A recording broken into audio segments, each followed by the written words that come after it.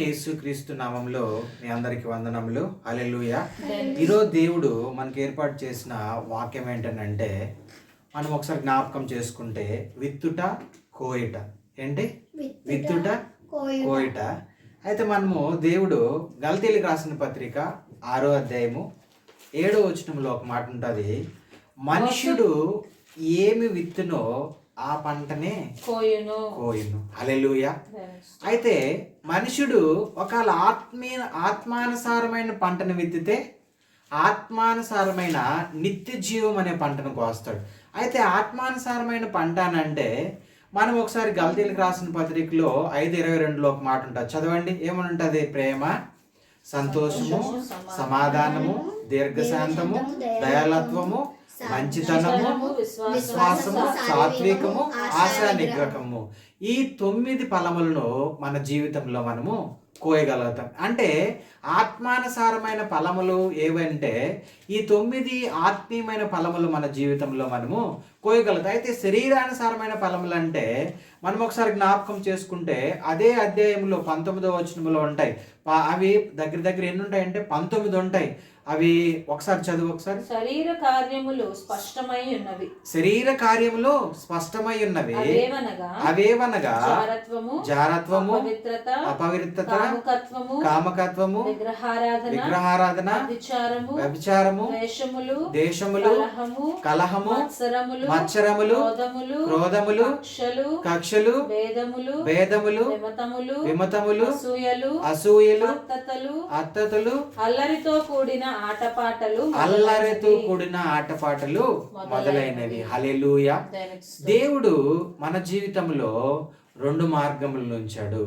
ఒకటి పరలోక సంబంధమైన ఆత్మ సంబంధమైనది పరలోకమైన మార్గము, ఇంకొకటి భూలోక సంబంధమైనది లోక సంబంధమైనది నరకం అనే మార్గము.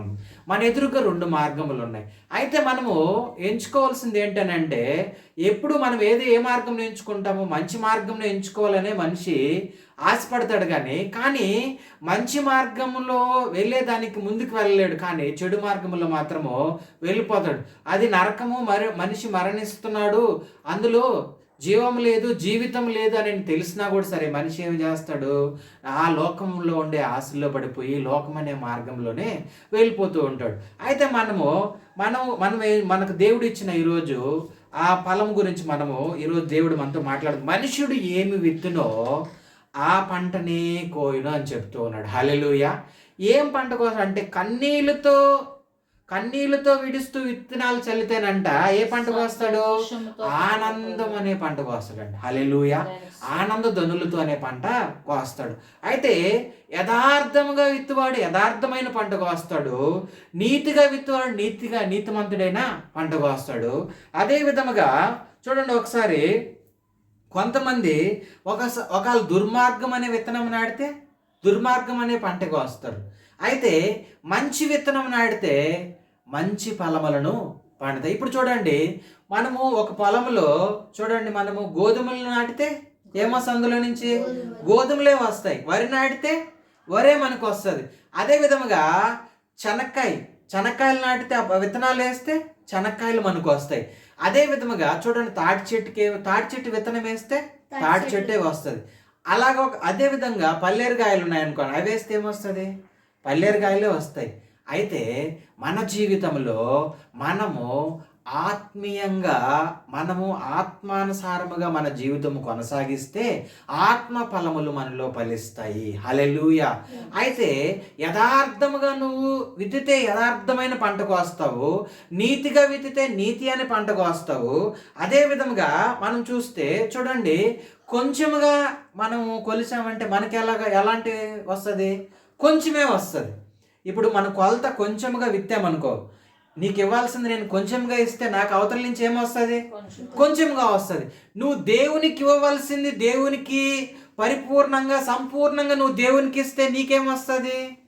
దేవుని దగ్గర నుంచి ఆయన ఆకాశవాకిలిప్పి ఏమిస్తాడు? పట్టజాలంత విస్తారమైన దీవెనలు దేవుడు నీకు నాకు ఇస్తాడు. అయితే మనం జ్ఞాపకం చేసుకోవాల్సింది ఏంటంటే, శరీరం నుండి విత్తితే ఏమొస్తుంది అంటే, శరీరేచ్ఛల వలన విత్తితే క్షయం అనే పంట కోస్తావు. ఆత్మానుసారంగా విత్తితే నిత్య జీవం అనే పంట కోస్తావు. హల్లెలూయా.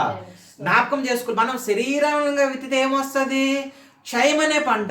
ఈ క్షయం అనే పంట మనకి ఎక్కడ తీసుకెళ్తుంది? ఈ పంట మన జీవితంలో పండితే మనం నరకంలో ఉంటాం, నిత్య నరకంలో ఉంటాం. అదే ఆత్మానుసారమైన పంట మన జీవితంలో పండితే మన జీవితంలో ఆత్మ ఫలములు పండుతాయి. అదే విధముగా నిత్య జీవము ఎక్కడుంటుంది? నిత్య జీవము పరలోకములో మనం జీవించగలుగుతాము. ఆ జీవితము అలాంటి పంట కోసమే మనం ఏం చేయాలంటే, ఈ లోకంలో నువ్వు నేను జీవించిన జీవిత కాలం అంతయు ఆ పంట గురించి మనం ఏం చేయాలి? ప్రయాసపడాలి, ఆరాటపడాలి. దాని గురించి ఏం పడాలి? మనము ఎప్పుడు చూసినా ఒక వేదన కలిగి ఉండాలి. అయ్యో, నేను పరలోక సంబంధమైన నిత్య జీవమైన ఆత్మ సంబంధమైన ఫలములు నా జీవితంలో నా ఫలించాలంటే నేనేం చేయాలంటే ఆత్మానుసారమైన జీవితమును కొనసాగించి ముందుకు వెళ్ళాలి. శరీరానుసారమైన ఫలమూలకాలు మన జీవితంలో ఫలిస్తే క్షయము. అది ఏమవుతుంది? ఒకవేళ మట్టిని మనం తీసుకుంటే మట్టి ఏమవుతుంది? మళ్ళీ మట్టిలో కలిసిపోతుంది. కానీ దేవుడిచ్చిన ఆత్మానుసారమైన జీవితం మనలో కొనసాగించుకుంటూ మనం ముందుకు వెళ్తే ఆత్మానుసారమైన పంట, నిత్య జీవం అనే పంటను మనము కోసుకుంటాము. అయితే ఒకసారి చూడండి, మనము సమాధానం మనం ఒకళ్ళు విత్తినాం అనుకో, మన జీవితంలో ఏమొస్తుంది? సమాధానం అనే పంట వస్తుంది. సమాధానం అనే విత్తనం మనం విత్తితే మన జీవితంలో మన కుటుంబంలో సమాధానం ఒక లేకపోతే ఏమొస్తుంది? సమాధానం వస్తుంది. మన కుటుంబంలో శాంతి లేకపోతే ఏమొస్తుంది? శాంతి వస్తుంది. మన కుటుంబంలో అనేక సమస్యలతో ఉన్నా కూడా సరే కుటుంబంలో ఏమొస్తుంది? దేవుడిచ్చే సమాధానము, శాంతి మన కుటుంబాల్లోకి వస్తుంది. అయితే మనం కొన్ని విషయాలు జ్ఞాపకం చేసుకుందాము. చూడండి, ఒకవేళ యథార్థత లేని విత్తనం మనం విత్తామనుకోండి, నాశనం అనే పంటకు వస్తుంది. ఏం చేస్తాము? ఒకవేళ యథార్థత లేదు మన జీవితంలో యథార్థత లేకుండా మనం జీవించే జీవితంలో మనము దేవునికి మహిమకరంగా జీవించకుండా మన జీవితంలో యథార్థత లేని జీవితం మనం ఒకవేళ జీవిస్తూ ఉన్నామనుకో, మన జీవితం ఎలాగుంటుంది అంటే నాశనం అనే పంట. నాశనం అంటే ఎక్కడ తీసుకెళ్తుంది? అది నరకంలోనే తీసుకెళ్తుంది. అదే యథార్థంగా జీవిస్తే ఏ పంటకు వస్తాము? యథార్థమైన జీవితం కలిగి ఉంటాము. దేవుడు కావాల్సిన ఫలములు మనకిచ్చి ఆయన కావాల్సిన రీతిలో మన దగ్గర నుంచే ఆయన పంటని కోపించుకుంటాడు. అయితే మనం ఇంకొకటి చూస్తే, స్వార్థం అనే విత్తనం మనం వేసామనుకో, మనం ఏమవుతామో తెలుసా? ఒంటరితనం అనే జీవితం ఉంటుంది మన జీవితం. స్వార్థం అంటే ఏంటో తెలుసా? మనం బ్రతికితే చాలు, మనకుంటే చాలు, వేరే వాళ్ళకి ఉండాల్సిన అవసరం లేదు. స్వార్థముగా జీవించామనుకో, చూడండి, మన జీవితాల్లో స్వార్థం ఉన్నిందంటే మనలో ఏం ఏర్పడుతుందంట? మనం విత్తనం స్వార్థంగా విత్తామనుకో, అది ఏమొస్తుంది? మన జీవితము ఒంటరితనముగా జీవిస్తామంట. హల్లెలూయా. అదే మన జీవితంలో స్వార్థము లేకుండా దేవునికి మహిమకరంగా నువ్వు జీవిస్తూ ఉన్నావు అనుకో, నీకున్న దాంట్లో నువ్వు దేవునికి ఇస్తూ దేవుని సన్నిధానంలో గడుపుతూ దేవునికి మహిమకరంగా నువ్వు జీవిస్తూ ఉంటే, నీలో స్వార్థం లేకుండా ఉంటే దేవుడు నీకు నీకు కావాల్సిన ఆశీర్వాదాలు ఇచ్చి దేవుడు నిన్ను ఏం చేస్తాడు? ఇప్పుడు చూడండి, ఒక విత్తనం వేస్తే ఆ విత్తనం మంచి విత్తనం అనుకో, అందులో నుంచి ఇప్పుడు ఒక ద్రాక్ష చెట్టు వేసామనుకోండి, అందులో నుంచి ఏమొస్తాయి? ద్రాక్ష ఫలములు వస్తాయి. అదే విధముగా ఆత్మీయమైన విత్తనం నీలో నాటుకొని ఉన్నావనుకో, ఆత్మ ఫలములు నీలో నుంచి ఫలిస్తాయి. హల్లెలూయా. అదే విధముగా శరీరానుసారమైన క్షయమైన పంట నీళ్ళు వేస్తే నీ జీవితంలో పల్లేరుగాయలు వస్తాయి. ఏమొస్తాయి? పల్లేరుగాయలు పంట వస్తుంది.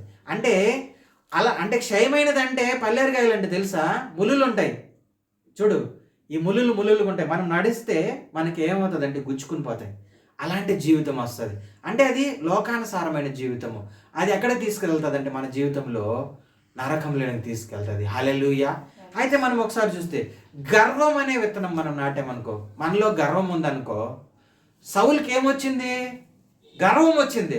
దేవుని మాటని తృణీకరించి దేవుని మాట ప్రకారము ఆయన చేయమన్న పనిని చేయకుండా పలానా ప్రాంతమునకు వెళ్ళి ఆ ప్రాంతంలో నువ్వేం చేయాలి? అక్కడ ఉన్న వారినన్నీ, పశువులను, మనుషులను అందరినీ నువ్వేం చేయాలి? సంహరించేయాలని అంటే మనవాడు ఏం చేస్తాడంటే మంచి బాగా బలిసినాటివి, మంచి కొవ్వున్నాటివి, వాటన్నిటిని పశువులన్నిటిని తీసుకొని అక్కడి నుంచి రాజుని కూడా తీసుకొస్తాడు, ఒక వ్యక్తిని, అందరినీ సంహరించేస్తాడు. అయితే అక్కడ ప్రవక్త అడుగుతాడు, సౌలు ఏంది ఆ శబ్దం వస్తోంది, ఎందుకు వస్తుంది ఆ శబ్దము ఏంటనంటే సౌలుకు కూడా ఏం చేస్తాడు, సమాధానం కరెక్ట్గా ప్రవక్తకి ఇవ్వడు.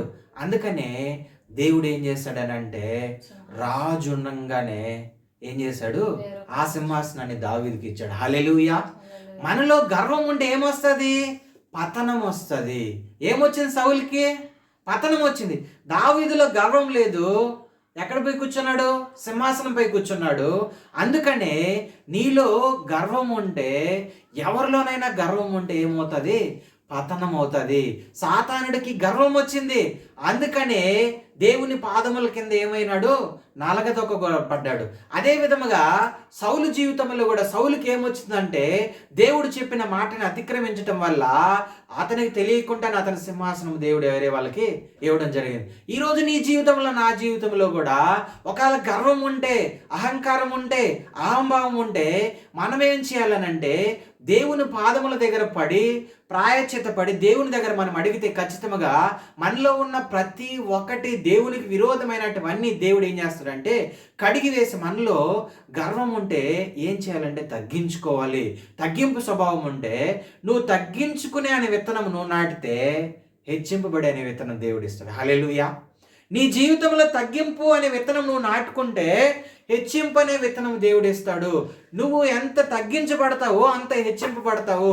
దావీదు దేవుని హృదయానుసారుడని ఎందుకైనాడంటే దేవుని విషయంలో చిన్న వయసు నుంచి తగ్గించుకుంటూ పెరిగాడు. కాబట్టి దేవుడు ఉన్నత స్థితిలో తీసుకొచ్చి వాళ్ళ తండ్రి కూడా నాకు కుమారుడు ఉన్నాడు అని చెప్పుకునే స్థితిలో లేనప్పుడు పరలోకంలో ఉన్న తండ్రి ఆయన్ని కుమారుడిగా ఎంచుకొని ఉన్నతమైన స్థితిలో కూర్చోబెట్టాడు. ఎందుకనంటే ఆయనలో తగ్గింపు స్వభావం ఉంది, సౌల్లో గర్వం ఉంది. హల్లెలూయా. అయితే మనలో ఒకవేళ అసూయ మచ్చరం ఉనింది అనుకోండి, ఆ విత్తనం మనం నాటితే మన జీవితంలో ఏమొస్తాయి తెలుసా, సమస్యలు వస్తాయి. ఏమొస్తాయి, సమస్యలు. ఆ సమస్యలని మనం ఎక్కడికి వెళ్ళినప్పుడు మనము తీర్చుకోలేము. అలాంటి సమస్యలు మన జీవితంలో ఎప్పుడు కూడా ఒకరి మీద మనకి ఏముండకూడదు, అసూయ ఉండకూడదు, మనకేముండదు, మచ్చరం ఉండకూడదు. మనము ఎదుటి వాళ్ళు, దేవుడు ఏమంటాడంటే లేఖనాల్లో నీ కంటిలో ఉన్న దూలమును నువ్వు తీసుకోకుండా ఎదుటి వాళ్ళ కంటిలో ఉన్న నలుసుని ఎందుకు వెతుకుతూ ఉంటావు అని అంటాడు లేఖనాలు. మత్తయి సువార్తలో ఉంటుంది. అయితే మనము ఇతరుల మీద అసూయ పడకూడదు, మనలో గర్వం ఉండకూడదు, మనము యథార్థత లేకుండా వెతకూడదు. అదే విధంగా ఇంకొక వాటి చూస్తే మనలో ఒకవేళ సోమరితనం అనే విత్తనం ఉంటే మనలో మన జీవితం ఎక్కడున్న వారము అక్కడే అలాంటి పంటే మనం కోస్తాం, అలాంటి పంటే కోస్తాం. అదే విధముగా ఒకవేళ నీ జీవితంలో నీలో సేదనే విత్తనం ఉండి ఆ విత్తనం నువ్వు నాటితే ఆ విత్తనంలో నుంచి ఏమొస్తుంది, చేదు వస్తుంది, మంచి తీపి వస్తుంది, చేదే వస్తుంది. నీలో చేదుంటే అందరికీ దూరం అయిపోతావు. ఏం చేస్తావు, ఒకవేళ నీ జీవితంలో చేదుంటే ఏం చేస్తావు, అందరికీ దూరం అయిపోతాం. అదే నీ జీవితంలో ఒకవేళ తీపి అనే విత్తనం నువ్వు నాటితే ఆ తీపు ఏమొస్తుంది, అందులో నుంచి తీపి అనే, ఇప్పుడు చూడండి మామిడి పండు మనం విత్తనం వేసాము, అందులో నుంచి మామిడి పండే వస్తుంది. ఆ తీపి మన జీవితాలు ఏం చేస్తుంది, ఆ పండును మనం తింటే ఎలా ఉంటుంది, తీపి ఉంటుందా, పుల్లగా ఉంటుందా, తీయగా ఉంటుంది. మన జీవితంలో కూడా ఎప్పుడు కూడా మంచి అనే విత్తనమును నువ్వు నాటితే ఆత్మ సంబంధమైన ఫలములను మనం కోయగలుగుతాము. హల్లెలూయా, హల్లెలూయా. అయితే చూడండి, మనము కొన్ని విషయాల్లో చూడండి, కొన్ని చర్చిల గురించి మాట్లాడుకుంటూ ఉంటాం, కొంతమంది వ్యక్తుల గురించి మాట్లాడుకుంటూ ఉంటాం. అయితే మనము అలాంటి విషయాల గురించి మనం మాట్లాడుకోవాల్సిన అవసరము, తీర్పు తీయడానికి మనం ఎవరము కాదు. దేవుడు తీర్పు తీరుస్తాడు. ఆయన ఏర్పాటు చేసుకున్నాడు, ఆయన ఏం చేయాలో ఆయనకి తెలుసు, ఆయన ఎలా నడిపించుకోవాలో ఆయనకి తెలుసు. అలాంటి విత్తన మోకాలు మనం నాటితే శత్రువు అనే పంట కోస్తామంట. ఏ పంట, శత్రువే కదా అవుతారు. ఇప్పుడు మనం ఒకరి గురించి మనం తప్పుగా మాట్లాడుకుంటే వాళ్ళు మనకేమవుతారు, శత్రువే అవుతారు. అయితే వాళ్ళ గురించి మనం మంచిగా, ఒకవేళ వాళ్ళ శత్రువైనా మనం ఎవరికి అప్పచెప్పాలి, దేవునికి అప్పచెప్పాలి, పరలోకంలో ఉన్న తండ్రికి అప్పచెప్పాలి. ఆయనకు అప్పచెప్తే శత్రువుని కూడా దేవుడు ఏం చేస్తాడు, మిత్రునిగా చేస్తాడు. హల్లెలూయా. అయితే ఒకవేళ మనము చింతిస్తూ నీ చింతతో ఒకవేళ విత్తనం వేస్తే నీ జీవితం అంతా కూడా సరే, ఒకవేళ చింతిస్తూ మన జీవితంలో మన ముఖంలో ముడతలు రావాల్సిందే కానీ మన జీవితంలో చింతపోతుందా, కానీ దేవుడు ఏమంటూ ఉన్నాడు, నీ చింత యావత్తు ఆయన మీద వేస్తే ఆయన ఏం చేస్తాడు? ఆయన ఏం చేస్తాడు? నీ చింత యావత్తు ఆయన తీసివేసి నీకు కావాల్సిన ఫలమును దేవుడు ఇస్తాడు. హల్లెలూయా. అయితే మనం జ్ఞాపకం చేసుకోవాల్సింది ఏంటి అని అంటే, ఈరోజు మనము ఒకవేళ ఏ విత్తనం వేసినా అదే విత్తనం వస్తుంది, కానీ భూమిలో నుంచి వేరే విత్తనం మాత్రము రాదు. ఆత్మ సంబంధమైన నాటితే ఆత్మ సంబంధమైన ఫలములు అందులో నుంచి వస్తాయి, శరీర సంబంధమైన నాటితే శరీర సంబంధమైన ఫలములు వస్తాయి. అయితే మనము ఆల్రెడీ మనం చెప్పుకున్నాం, ఆత్మ సంబంధమైన ఫలములు 9, శరీర సంబంధమైన ఫలములు 19. అయితే మన జీవితంలో శరీర సంబంధమైన ఫలములు ఒకవేళ ఫలిస్తే నిత్య జీవం అనే పంటకు వస్తాము. హల్లెలూయా. ఆత్మ సంబంధమైన ఫలములు మన జీవితంలో మనం ఫలిస్తే నిత్య జీవం అనే పంటకు వస్తాము. శరీర సంబంధమైన ఫలములు ఒకవేళ మన జీవితంలో ఫలిస్తే క్షయం అనే పంటకు వస్తాము. ఒకసారి మనం జ్ఞాపకం చేసుకుందాము. ఈరోజు ఒకవేళ మనుషుడు ఏమి విత్తితే, ఒకవేళ చూడండి, మనము ఫస్ట్ మనం కొయ్యాలనంటే ఏం చేయాలి? విత్తాలి. మొదటి పాయింట్ గుర్తుపెట్టుకోండి. మొదటిది ఏం చేయాలి? మనం కొయ్యాలనంటే విత్తాలి, విత్తితే కోస్తాం. అదే విధంగా రెండు పాయింట్లని. మూడోది, నువ్వు విత్తావా, ఖచ్చితంగా ఏం చేయాలి? నువ్వు విత్తితే ఖచ్చితంగా ఏం చేయాలి? కోయాలి. మూడోది. నాలుగో విషయము, అజ్ఞానంతో విత్తావా, నువ్వు కోయక తప్పదు. ఐదో విషయము, నువ్వు విత్తిన దానికన్నా కూడా ఎక్కువ కోస్తావు. ఏం చేస్తావు? నువ్వు విత్తిన దానికన్నా ఎక్కువ కోస్తావు. మొదటి పాయింట్ ఏంటి? నువ్వు కొయ్యాలంటే విత్తాలి, విత్తితే కొయ్యాలి. మూడో పాయింట్ ఏంటి? నువ్వు విత్తిన దాన్ని ఖచ్చితంగా కోయక తప్పదు. అదేవిధంగా అజ్ఞానంతో విత్తానంటే ఖచ్చితంగా ఏం చేయాలి? దాన్ని కూడా అజ్ఞానంతో విత్తినా, మంచిగా విత్తినా పంటను ఏం చేయాలి? ఖచ్చితంగా కోయాలి. నువ్వు చూడు, లాస్ట్ది, నువ్వు విత్తావా, దాన్ని ఖచ్చితంగా ఏం చేయాలి? కోయక తప్పదు. అదేవిధంగా నువ్వు విత్తిన దానికన్నా కూడా నువ్వేం చేస్తావు? ఎక్కువగా కోయాల్సి వస్తుంది. అయితే మనం ఒకసారి జ్ఞాపకం చేసుకుంటే చూడండి, మనము ఈ 5 పాయింట్లని ఏదైనా వనంలోనికి తీసుకెళ్ళిపోదాం. ఎక్కడికి? ఏదైనా వనంలోనికి. అవ్వమ్మకి ఆదాంకి దేవుడు ఏం చేస్తాడు? ఈ ఏదైనా వనమును సేద్యం చేసుకొని అందులో పండిన పంటని మీరు ఏం చేయాలి? ఏం చేయమన్నాడు? తినమన్నాడు. మొదటిది, మీరు సేద్యం చేయండి, తినండి, అంటే మీరు విత్తండి, కోసుకోండి. రెండో విషయం ఏంటంటే, ఈ పండు తిన్నారా, ఖచ్చితంగా ఏమవుతారు? చచ్చిపోతారు. ఏ పండు? ఏదైనా మనం మధ్యలో ఉన్న ఆ పండు, ఆ తోటలో ఉన్న పండుని మీరు తిన్నారా, ఖచ్చితంగా ఏమవుతారు? చచ్చిపోతారు. అయితే తినేసావా, తినేస్తే ఏమవుతావు? మూడోది, సావకు తప్పదు. తినేసావా, సావకు తప్పదు. ప్రభువా, అజ్ఞానంతో తిన్నాను ప్రభువా, ఇదో నాకు ఇచ్చావు ఆవిని. నాలుగో విషయం, నాకు ఇచ్చావు చూడు, ఎవరిని? నా భార్య అవ్వమ్మ. ఆమె ఇచ్చింది ప్రభు, నేను తినేసాను అంటే శిక్ష ఇద్దరికి వేస్తాడు. ఒకరికి వేస్తాడు దేవుడు? ఇద్దరికి వేస్తాడు. ఎందుకని? ఆమెకి జ్ఞానం లేదు, ఆమె ఇచ్చింది, నువ్వేం చేస్తున్నావు? అయితే సాతానుడు ముందు ఆదాం దగ్గరికే వచ్చాడు. ఎవరి దగ్గరికి వచ్చాడు?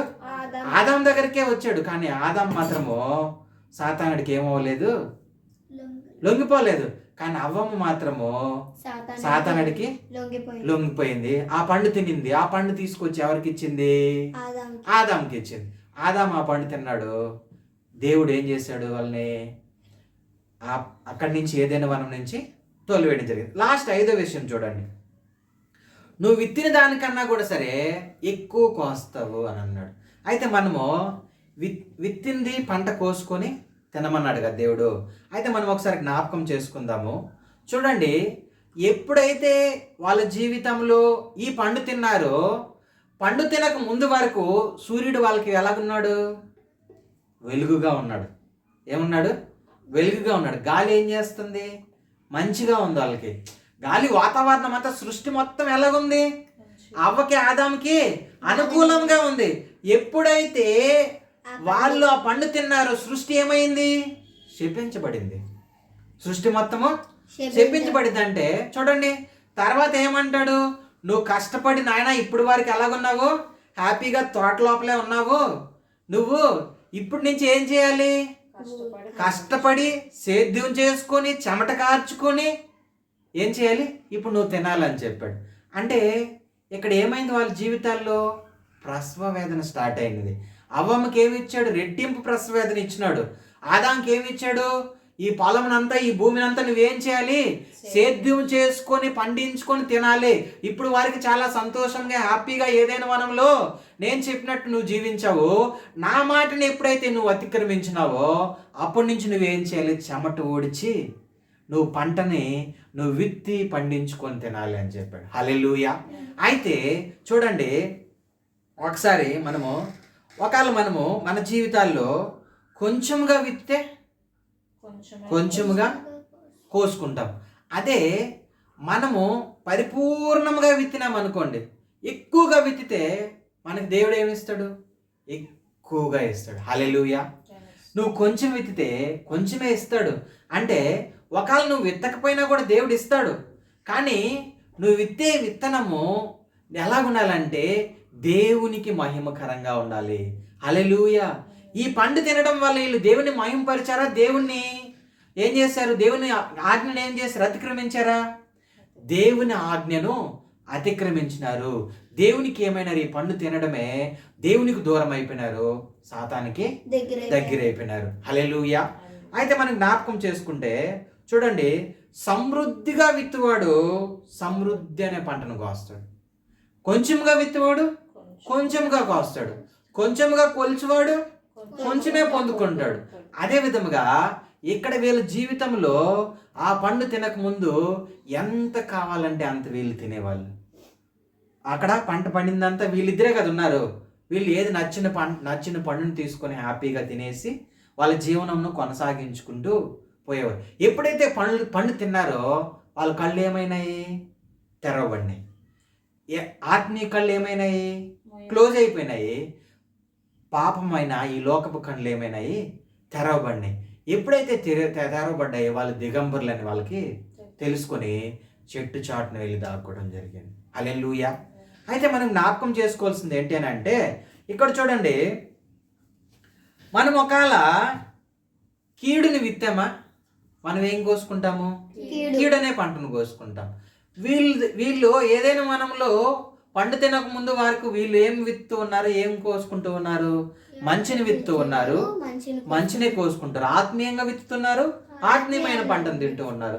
ఇక్కడ శరీరానుసారమైన పంటను ఎప్పుడైతే తిన్నారో వీళ్ళ జీవితంలో ఏమైంది, వీళ్ళ జీవితం అంతా కీడుగా అయిపోయింది. వీళ్ళ జీవితము ఏమైపోయిందంటే, వీళ్ళ జీవితం అంతా కూడా సృష్టి ఎప్పుడైతే శపింపబడిందో వీళ్ళ జీవితం అంతా కూడా మార్చబడింది. వీళ్ళిద్దరు కూడా శపింపబడి ఏదేను వనంలో నుంచి దేవుడు అవ్వమ్మకి అధిక ప్రసవ వేదన ఇచ్చి ఆ వనంలో నుంచి బయటికి తోసివేయడం జరిగింది. అయితే మనం ఒకసారి జ్ఞాపకం చేసుకుంటే, ఒకసారి చూడండి, మనము సంఖ్యాకాండము 32:23 దేవుని దృష్టికి ఒకవేళ మనం విరోధముగా ఉన్నామని అనుకోండి, మన జీవితంలో మనము పాపం అనే విత్తనం వేసి పాపం అనే పంట కోస్తామంట. ఏం చేస్తాము, దేవునికి మనము విరోధముగా ఉన్నామనుకోండి, దేవుని దృష్టికి. ఒకవేళ చదువు ఆ మాటని, సంఖ్యాకాండం 32:23. ఆ దేశము యెహోవా సన్నిధిని జయింపబడిన తరువాత, ఆ దేశము యెహోవా సన్నిధిని జయింపబడిన తర్వాత మీరు తిరిగి వచ్చి యెహోవా దృష్టికిని ఇశ్రాయేలీయుల దృష్టికిని నిర్దోషులై ఉందురు. అప్పుడు ఈ దేశము యెహోవా సన్నిధిని మీకు స్వాస్థ్యమగును. మీరు అట్లు చేయని ఎడల యెహోవా దృష్టికి పాపము చేసిన వారగుదురు. మీరు యెహోవా దృష్టికి పాపము, దేవుడు చెప్పిన మాట ప్రకారం ఒకళ్ళు చేయకపోతే వీళ్ళు ఏం చేయబడతారంట, పాపం చేయబడినవారు. ఒకవేళ పాపం అనే విత్తనం వేస్తే ఏమొస్తుంది, పాపం అనే పంటే కోస్తాం. అదే విధముగా మనం చూడండి, అజ్ఞానంతో విత్తాను, అజ్ఞానంతో ఆమె ఇచ్చిన పండును నేను తిన్నాను, వాళ్ళు చేయమంటే చేశాను, వీళ్ళు చేయమంటే చేశానంటే, నీకు పరలోకం నుంచి తండ్రి తన కుమారుని పంపించి సిలువలో నీ కొరకు నా కొరకు రక్తం కార్చి ఆయన మరణించి తిరిగి లేచిన తండ్రి కొరకు, తండ్రి కుమారుడు కొరకు నువ్వేం చేస్తూ ఉన్నావు, వాళ్ళు చెప్పారు నేను చేశాను, వీళ్ళు చెప్పారు నేను చేశాను అంటే దేవుడు నిన్ను నేల మట్టిని తీసుకొని ఆయన ఆ జీవవాయువు ఊదివి ఆయన ఒక నరుడుగా తయారు చేసిన దేవునికి నువ్వు నేను ఏం గిఫ్ట్గా ఇస్తూ ఉన్నాము. అయితే మనమేమి ఇస్తున్నాము? మన కొరకు సిలువలో మరణించిన యేసయ్య గురించి మనమేమి ఇస్తున్నాము ఒకసారి మనము జ్ఞాపకం చేసుకోవాలి. వాళ్ళు చేయమంటే చేశారు, వీళ్ళు చేయమంటే చేశాము, వాళ్ళు కొనమంటే కొన్నాము, వాళ్ళు దొంగతనం చేయమంటే మేము చేశాము అని మనం ఎప్పుడు కూడా వాళ్ళు చేయమంటే నువ్వు చేయకూడదు, వాళ్ళు చూడమంటే నువ్వు చూడకూడదు, వాళ్ళు చెప్పింది ఏది నువ్వు చేయకూడదు. దేవుడు నీకేమిస్తాడో దాన్నే చేయాలి. హల్లెలూయా. ఇప్పుడు ఒక దొంగ ఉన్నాడు అనుకోండి, దొంగ ఏం ఆలోచిస్తూ ఉంటాడు? ఎట్టి పరిస్థితుల్లో రాత్రి ఏ లోపల వాడు ఏం చేయాలి? దొంగతనం చేసేయాలి. ఎందుకనంటే వాడి శరీరాన్ని వాడు ఏం చేయాలి? పోషించుకోవాలి. దొంగ ఎట్టి పరిస్థితుల్లో ఆ దొంగ ఏం చేస్తాడు? దొంగ అనే విత్తనం వేస్తే అందులో నుంచి ఏమొస్తుంది? శిక్ష వస్తుంది. దొంగకి ఏమొస్తుంది? ఒకనొక రోజుకి పోలీసులకు దిక్తే ఏమొస్తుంది? శిక్ష వస్తుంది. శిక్ష ఇస్తాడు లేదా? అదే విధముగా ఈ లోకంలో మనము జీవించిన జీవిత కాలం అంతయు దేవునికి మహిమకరంగా మనము జీవించాలి. హల్లెలూయా. అయితే చూడండి, హోషియా గ్రంథం ఒకసారి తీయండి. హోషియా 8వ అధ్యాయము 7వ వచనం. త్వరగా. నువ్వు విత్తిన దానికి రెట్టింపు కోస్తావు. నువ్వు విత్తిన దానికి ఏం చేస్తావు? రెట్టింపు కోస్తావు. నువ్వు విత్తిన దానికన్నా రెట్టింపు ఎప్పుడు కోస్తావో ఒకసారి 8:7. వారు గాలిని విత్తి ఉన్నారు గనుక. చూడండి, వాళ్ళు ఏం విత్తారంటే వాళ్ళు గాలిని విత్తినారు గనక ప్రళయ వాయువును కోస్తారు. ఇప్పుడు చూడండి, వాళ్ళు గాలిని విత్తారు, ప్రళయ వాయువును కోస్తారు. అదే విధముగా ఇంకా విత్తినది పైరు కాదు, మొలక కాదు, పంట ఎత్తినది అది పంటకు వచ్చిన ఎడల అన్యులు దాన్ని తినివేద్దురు. హల్లెలూయా. అయితే ఒకవేళ మనం విత్తిన దానికన్నా కూడా ఎక్కువ మనం కోస్తాం. ఒకవేళ మనం చేసింది చూడండి, చిన్న దొంగతనమేననుకో, ఎంత పెద్ద శిక్ష వస్తుందని చెప్తున్నాడు? పెద్ద శిక్ష వస్తుందంట. చిన్న అబద్ధమే అనుకో, ఎంత పెద్దది వస్తుందంట? పెద్దదే వస్తుంది శిక్ష. అదేవిధంగా చిన్న పాపమే కదా, నేను చిన్న పండే తిన్నాను యేసయ్యనంటే దేవుడు ఏం చెప్పాడు? అది తినద్దురా బాబు అన్నాడు. ఇప్పుడు కూడా దేవుడు ఏం చెప్తూ ఉన్నాడు? ఈ లోకములో ఉన్న దానికి నువ్వు బానిసవద్దు, ఈ లోకంలో ఉన్న నీ కంటి చూపు ద్వారా చూసే పాపమునకు బానిసవద్దు, వినే మాటికి బానిసవద్దు, నడిచే నడకకు బానిసవద్దు, నువ్వు చేతుల ద్వారా చేసేదానికి నువ్వు బానిసవద్దు. నీ హృదయంలో దేవుని వాక్యమును నింపుకొని, దేవుణ్ణి ప్రతిష్ఠించుకొని, దేవుని ప్రేమను నీలో ధరించుకుంటే ఖచ్చితంగా నువ్వు నిత్య జీవం అనే పంట కోస్తావు. హల్లెలూయా. నిత్య జీవం అనే పంట కోస్తావు. ఒకవేళ గాలిని విత్తే గాలినే కోస్తావు. ఒకవేళ నువ్వు కొంచెమే విత్తినావా, ఆ పంటని ఎవరు తినేస్తారంట? శత్రువులు తినేస్తానని చెప్తూ ఉన్నారు. అదే విధంగా చూడండి, మనం ఒకవేళ అదే హోషియాలో 10:12 ఒకసారి చూడండి. నీతిని విత్తితే నీతి ఫలించినట్టు మనం ఏం చేయాలంట? విత్తనం వేస్తే ప్రేమ అనే పంట కోస్తాము. హల్లెలూయా. నీతిని మనము విత్తితే ఏమొస్తుందంట? ప్రేమ అనే పంటకు వస్తుంది. అంటే నీతి అంటే ఏంటది? దేవుని వాక్యము నీతి, దేవుని రక్షణ నీతి, దేవుని ప్రేమ మనలో ఉంటే, దేవుని నీతిని మనం విత్తితే, ఆయన నీతిని మనం విత్తితే ఆయన రాజ్యం మనం కడతాం. ఆయన రాజ్యం మనం ఎలా కట్టగలుగుతాము? ప్రేమతో కట్టాలి. హల్లెలూయా. మనం విత్తింది నీతిగా విత్తాలి. ఏది కూడా నువ్వు ఎవరికైనా ఇచ్చేది కూడా నీతిగా యథార్థంగా ఇవ్వాలి, మంచి మనసుతో ఇవ్వాలి. ఏది ఇచ్చినా కూడా నువ్వు నీతిగా ఇచ్చితే దేవుడు ఏం చేస్తాడంట? ప్రేమ అనే పంట నీ జీవితంలో కోయగలుగుతావు అని చెప్తూ ఉన్నాడు. అయితే మనం చూడండి, నువ్వు విత్తినా కోయలేవు, ఏం చేయలేవు. నువ్వు విత్తావనుకో కోయలేవు. ఒకవేళ నువ్వు విత్తకపోయినా కోస్తావు. లాస్ట్ 2 విషయాలు ఏంటి? నువ్వు విత్తావనుకో కోయలేవు, అంటే అది ఎవరో ఒకరు వచ్చి నీ పంటను ఏం చేస్తున్నారు? తినేస్తారు. అందుకే ఇజ్రాయేల్ ప్రజలకు చెప్పాడు దేవుడు. ఒకసారి చూడండి, లేవికాండం 26వ అధ్యాయం 16వ వచనం ఒకసారి చదువుకుందాం త్వరగా. లేవికాండం, నువ్వు విత్తినావా నువ్వు కోయవు, నువ్వు విత్తకపోయినా కూడా కోస్తావని అన్నాడు. ఒకసారి చూద్దాం త్వరగా. నేను మీకు చేయనిదేమనగా మీ కన్నులను క్షీణింపజేయునట్టు ప్రాణమును ఆయాసపరచునట్టు మీ ప్రాణమును ఆయాసపరిచినట్టు తాపజ్వరమును క్షయరోగమును ఏం జ్వరము తాపజ్వరమును క్షయరోగమును మీ మీదకి రప్పించదును. మీరు విత్తిన విత్తనములు మీకు వ్యర్థములగును. ఒకవేళ పండిన మీ శత్రువులు వాటిని తినేస్తారు. హల్లెలూయా.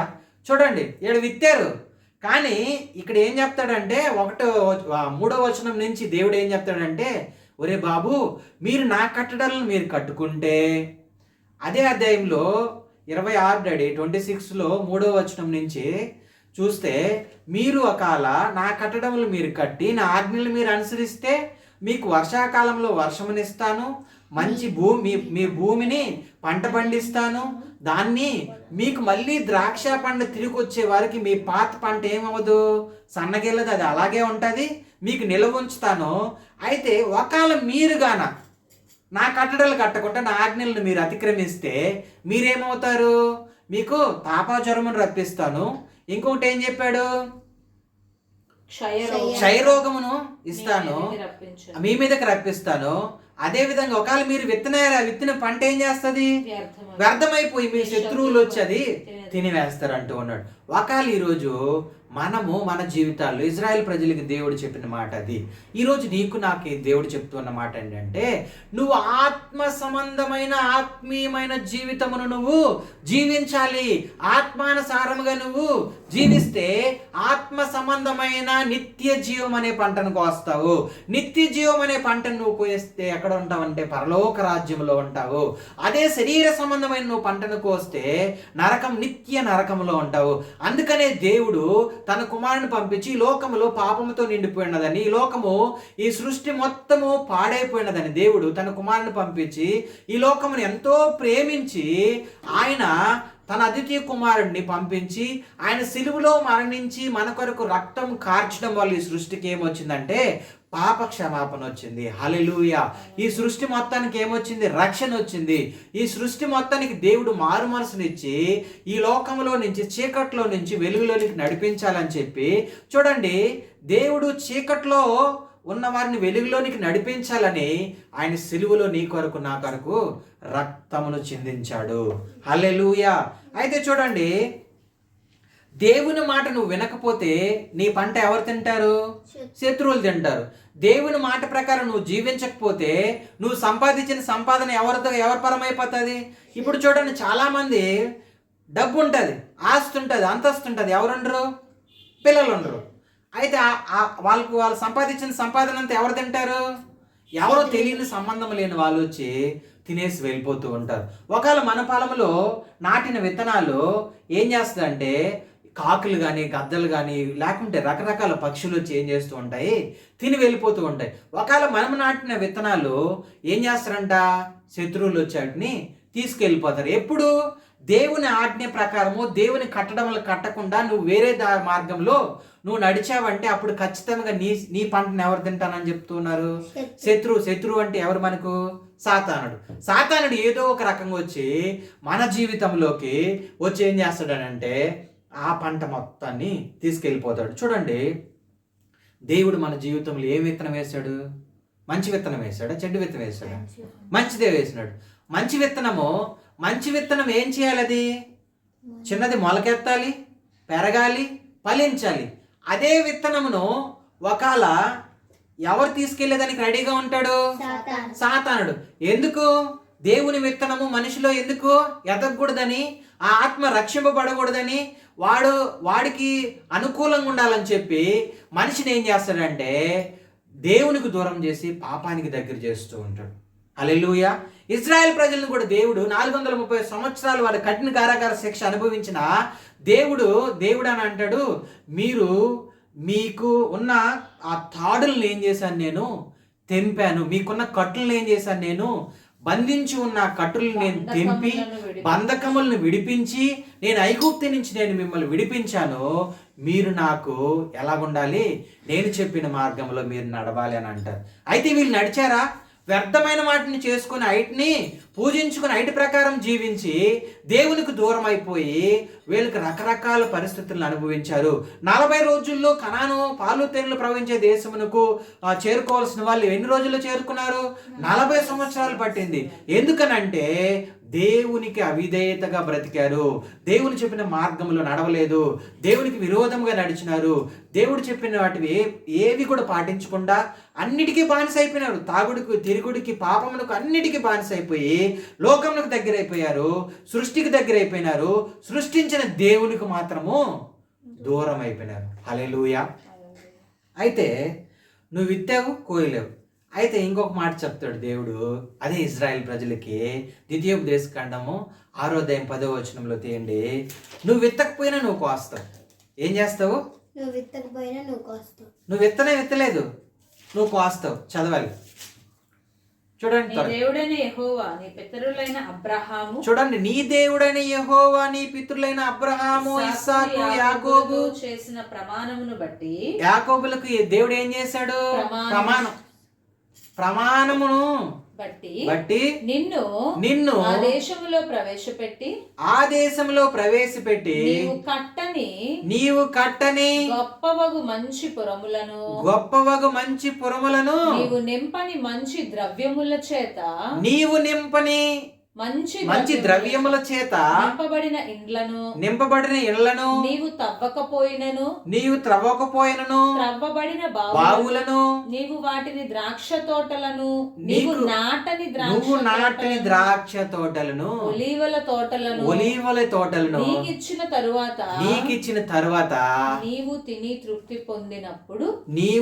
తృప్తి పొందుతావు. హల్లెలూయా.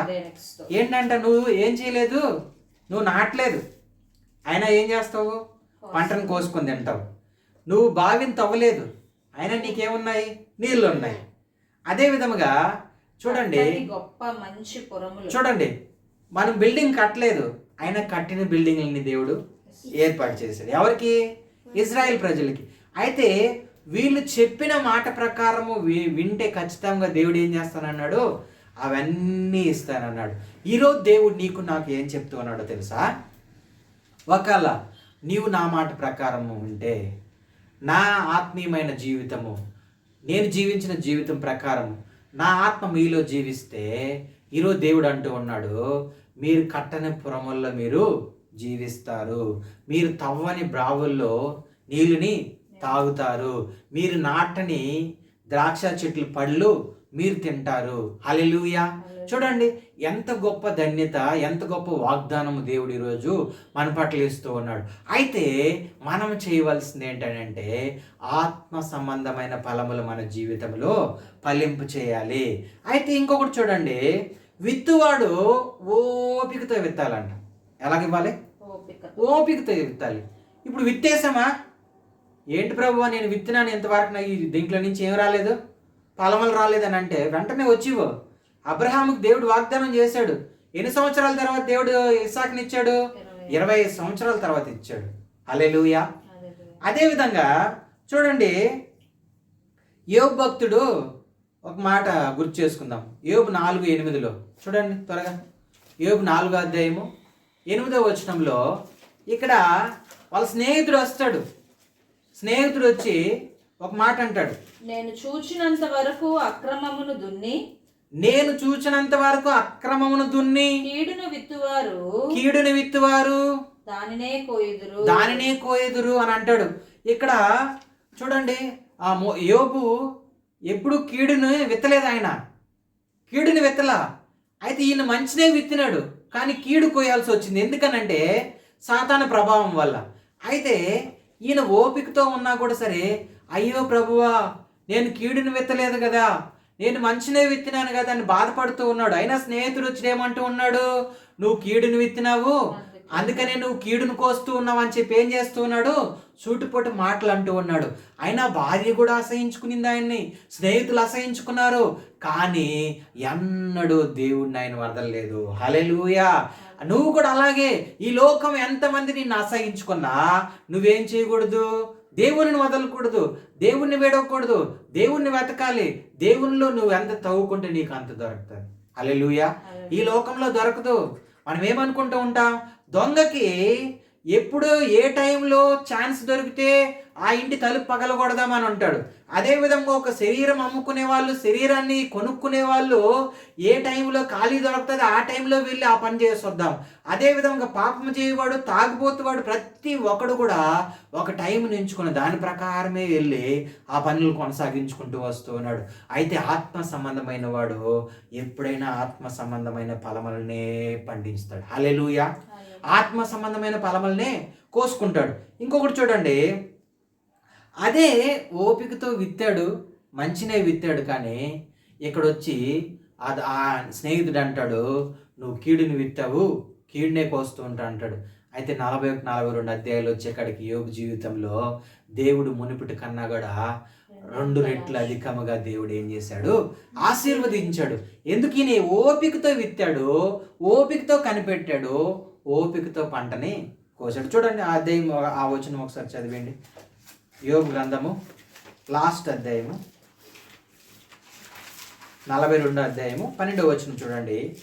యెహోవా యోబును మొదట ఆశీర్వదించిన తండ్రి కంటే మరీ అధికముగా ఆశీర్వదించను. మొదట ఆశీర్వదించిన కంటే మరీ అధికముగా దేవుడు ఏం చేశాడు? ఆశీర్వదించాడు.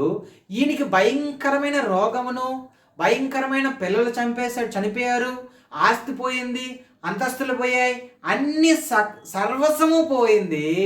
ఆయన శరీరము కురుపలతో ఉన్నది, ఆయన శరీరం భయంకరమైన పరిస్థితుల్లో ఉన్నది.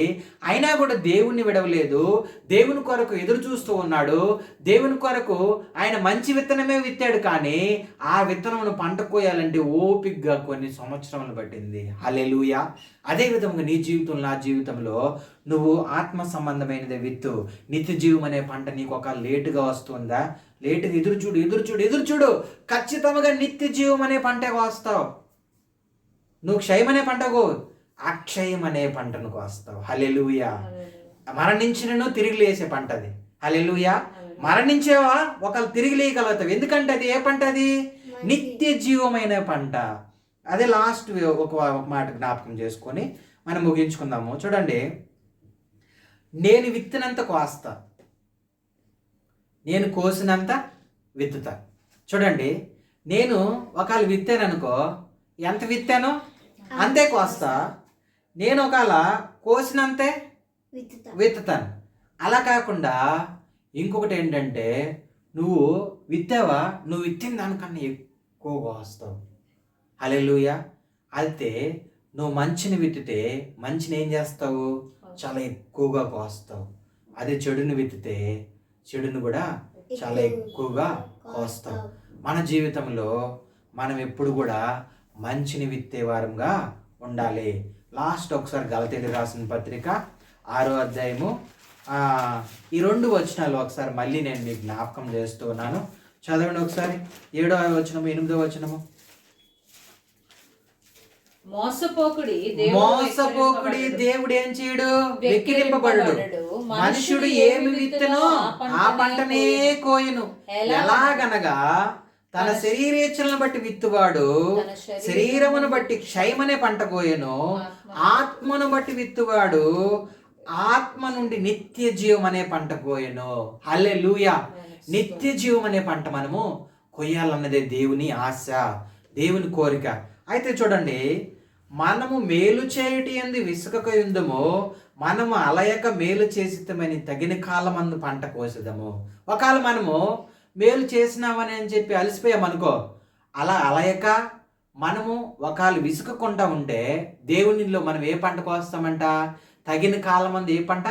మంచి పంటే కోస్తాం మనము. ఎందుకు? మనము జీవము కలిగిన దేవునిని కలిగి ఉన్నాము. నువ్వు మంచిని విత్తితే మంచి పంటే కోస్తావు, కీడుని విత్తితే కీడునే కోస్తావు, స్వార్థమును విత్తితే స్వార్థమే కోస్తావు, నీతిని విత్తితే ప్రేమను కోస్తావు. హల్లెలూయా. నీతిని విత్తితే ఏం కోస్తావు? ప్రేమను కోస్తావు. ఆత్మ సంబంధమైన పంటని విత్తితే ప్రేమ, సమాధానము, సంతోషము, దయాళత్వము, దీర్ఘశాంతము, మంచితనము, విశ్వాసము, సాత్వికము, ఆశా నిగ్రహము, 9 రకాల పంటలు నీ జీవితంలో ఫలించాలన్నదే దేవుని ఉద్దేశము. ఆ ఫలములు మన జీవితంలో ఫలించాలనని దేవునికి ప్రార్థన చేసుకుందాము. హల్లెలూయా. మనం అందరం కళ్ళు మూసుకుంటే చిన్న ప్రార్థన చేస్తాను. సకల ఆశీర్వాదములకు కారణభూతుడైన మా ప్రియ పరలోకపు తండ్రిని మీకు వందనాలు, స్తోత్రాలు నాయన. గొప్ప దేవా తండ్రి ప్రభువ, మనుషుడు ఏమి విత్తునో ఆ పంటనే కోస్తాడని చెప్తున్నావు తండ్రి ప్రభువ. ఆత్మ సంబంధమైన పంటను మేము విత్తులాగన, ఆత్మ సంబంధమైన ఫలములు మా జీవితంలో ఫలించేలాగన తండ్రి, మీ బిడ్డలమైన మేము ఒకవేళ ఇంతవరకు శరీరమైన క్షయమైన పంట విషయంలో ముందుకు వెళ్తూ ఉన్నామేమో, ఈరోజు మా జీవితంలో ఆత్మ సంబంధమైన ఫలములు పండించమని, ఆత్మ సంబంధమైన ఆ 9 ఫలములు మా జీవితంలో ఫలించమని ప్రభువా మేము నిన్ను వేడుకుంటూ ఉన్నాం, నిన్ను అడుక్కుంటూ ఉన్నాం తండ్రి ప్రభువా. ఆయన కీర్తనాకారుడు అడిగినట్టుగా అడుగుతూ ఉన్నాం ప్రభువా. మా అంగలార్పణ నాట్యముగా మార్చండి, మా ప్రార్థనను వినండి, మా ప్రార్థనకు సమాధానం ఇవ్వండి తండ్రి ప్రభువ. మమ్మల్ని నూతనపరచండి, నూతనముగా మా జీవితములను తండ్రి మార్చండి. ఆత్మ సంబంధమైన జీవితమును కొనసాగించే అట్టి కుటుంబముగా, అట్టి సంఘముగా, అట్టి వారిగా మమ్మల్ని ఉంచమని అడుగుతూ ఉన్నాం తండ్రి ప్రభు. నజరేయుడా నీ కొందనాలు స్తోత్రాలు నాయన.